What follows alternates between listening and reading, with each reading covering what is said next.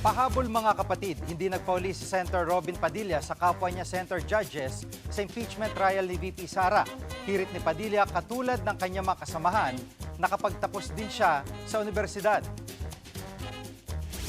Po ako ng tulong sa Google kasi legal terms po ito. Hindi naman po ako nagtapos sa UP, hindi rin po ako nagtapos sa Ateneo, nagtapos po ako ng criminology at UP rin sa University of Prison. Sinabihan ni Padilla kahapon ng ipaliwanag ang pagtutol niya na maging presiding officer si Senator Judge Chis Escudero kung babalikan na convict sa Padilla noong 1994 sa kasong illegal possession of firearms. 1998 siya nakalaya. Nitong 2016, binigyan si Padilla ng absolute pardon ng ama ni VP Sara na si dating Pangulong Rodrigo Duterte.